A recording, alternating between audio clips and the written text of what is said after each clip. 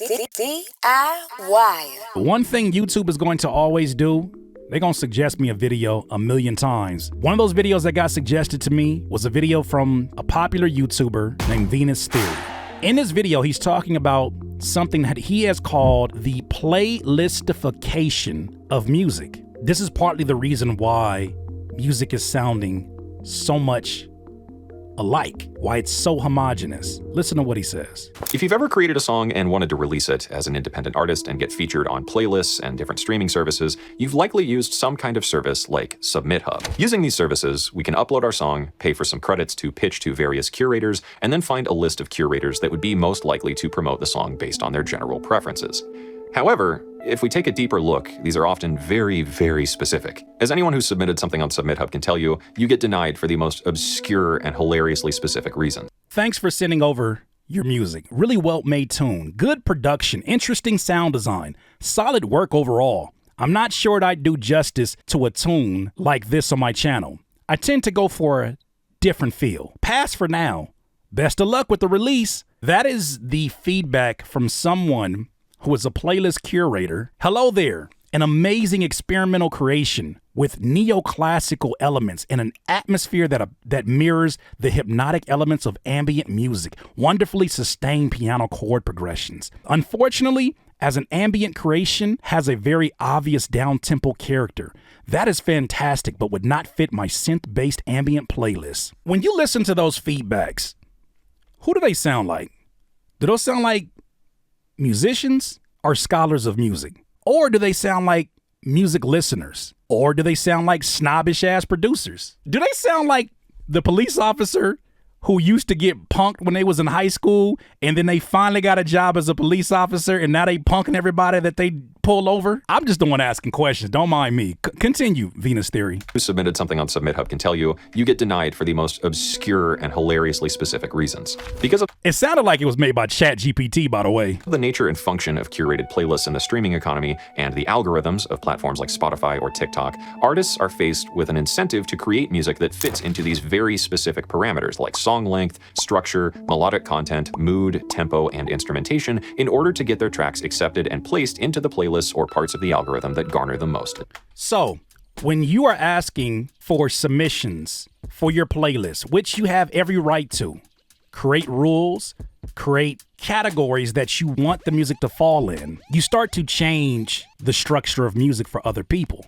especially those that see value in being on your playlist. I don't think it's done purposely, but when I look at these requirements, they want to know the length of the song, they want to know the structure, they want to know the melodic content, the mood, the tempo, instrumentation. These all sound like things that are very convenient to train an algorithm. They don't sound like things that fuel creativity. Now, one who is creative will find a way to adjust to these things, but I think the question is, why are you adjusting to them? I think it's very important to identify if that is a music decision or if that is a business decision. This, I think, is what fundamentally leads to the homogenization of music as an art form, because diversity and creative experimentation really aren't encouraged. Instead, it's almost incentivized for artists to create things that sound more or less the same, that can be easily categorized and sorted onto the right playlist to provide the end listener with the most satisfying listening experience.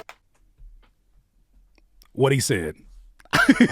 When you set these rules for those who value to be a part of your playlist as a playlist curator, hopefully you're someone who understands music to a level of just beyond it's a vibe. Hopefully you're somebody who understands it's important to leave the room open for something different. Underneath the umbrella of that specific genre, it's important to leave those different moments to be there. Those different moments produce artists like Tyler, the Creator, like Kanye West, like Kid Cudi. Those different moments that don't fall into a very convenient shaping create some of, at least for me, some of my favorite music.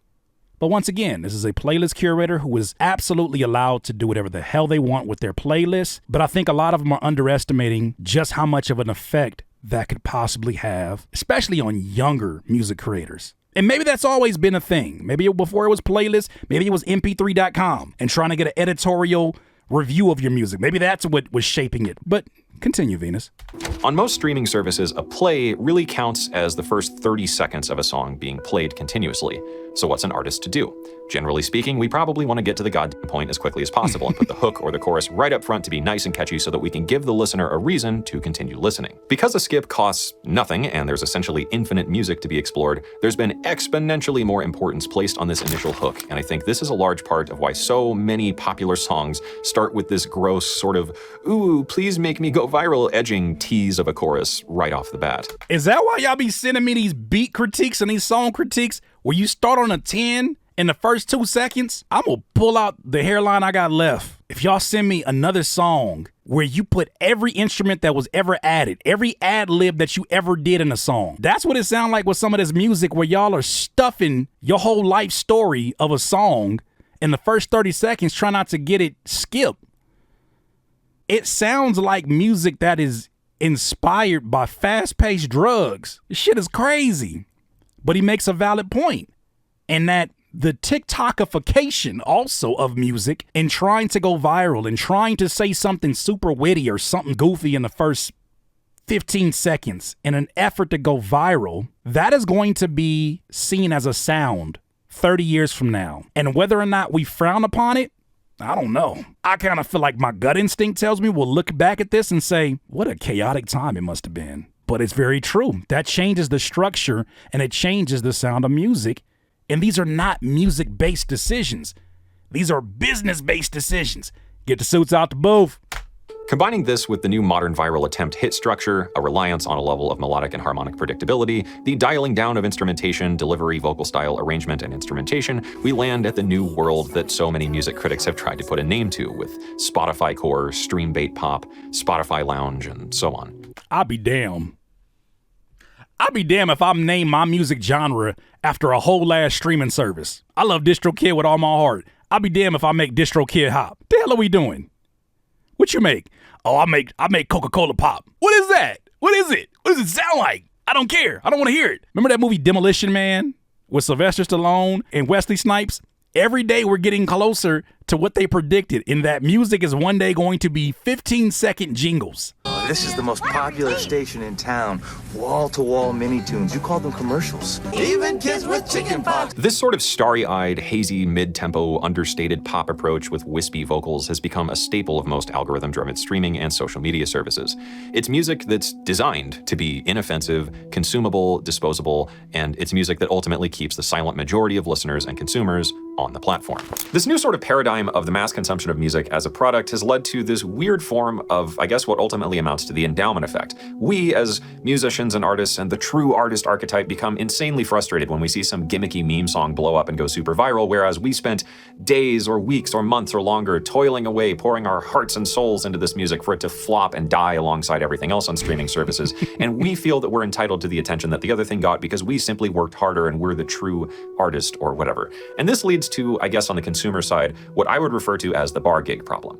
For those of us that are like, hell yeah, we need to be making the music we want to make. Follow no rules. Oh, hold your horses there, bucko. I ain't saying all that. I'm not saying be different for the sake of being different. In that logic, you're doing the same thing as someone who structures music. Now, you are approaching your creative ideas and saying, if it's not sappy enough, if it's not emotional enough, if it's not different enough, then it's not, that's not the music I want to make. Well, once again, those don't sound like creative-based decisions. They sound like decisions that are based in ego and related to music. And what makes you feel like just because you love your music so much more than the other person, you're deserving of everyone's support, including the ones who do gravitate to that popcorn microwave music. Those folks are being supplied something that fulfills a need, or at least satisfies their palate. There are also a lot of artists out here who are dropping the ball because they're not seeing ways that they can put their music in the proper packaging in which they highlight the things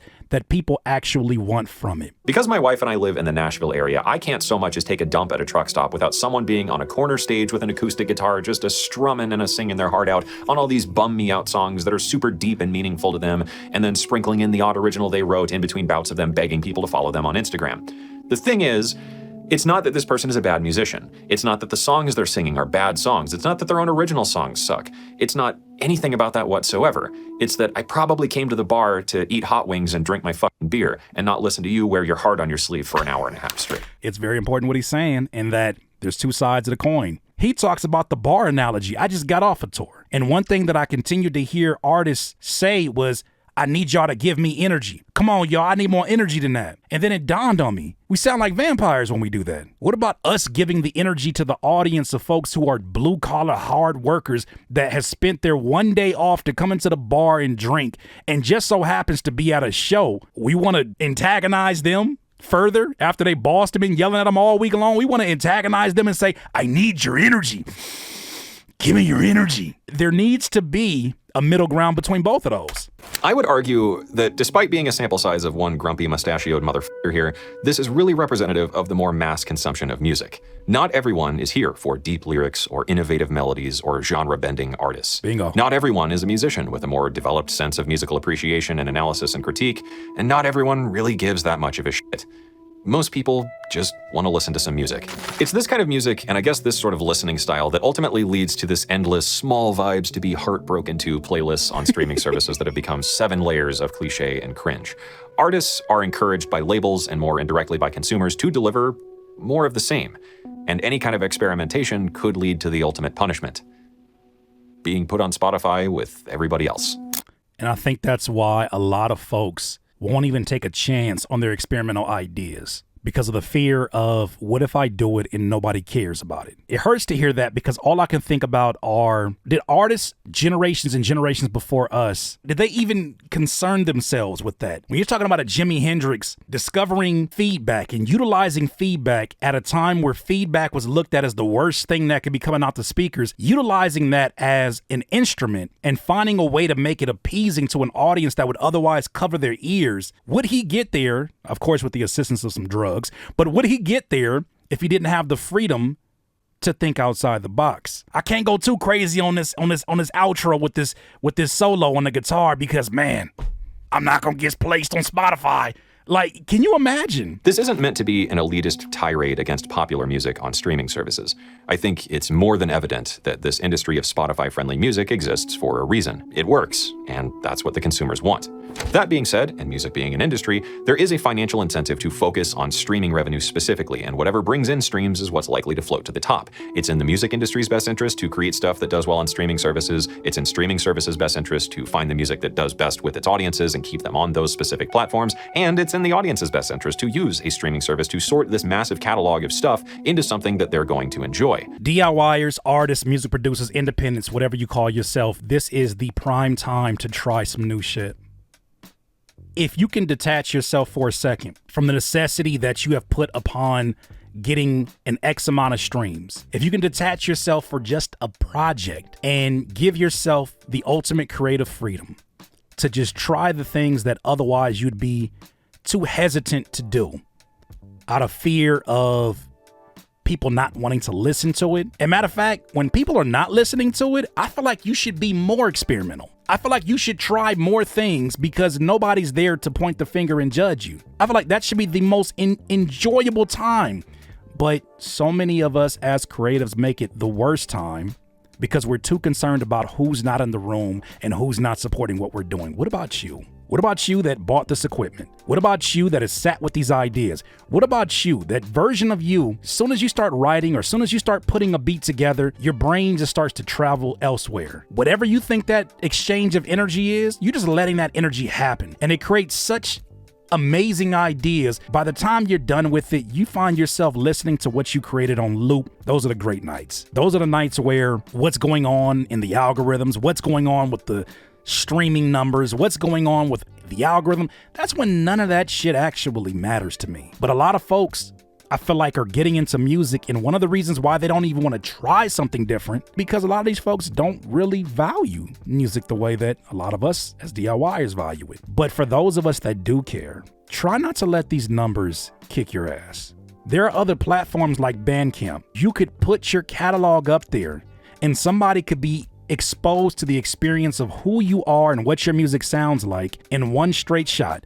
Have all your projects, all your songs, all the visuals. It looks so much more appeasing than when you search your name up on Spotify or on Apple Music and they only order it by the top streams. Right now, the top streams that I have are from songs that I was featured on or that I produced on, and they're not the best representation of the music that I do today. But because the algorithms, because the streaming websites are all about pumping out what is shown statistical proof of success, they position it at the top like it's a top 8 on MySpace. I don't want them songs up there. I would love to restructure that, but you cannot do that the way that it's currently set up. This is the time to be more experimental than ever.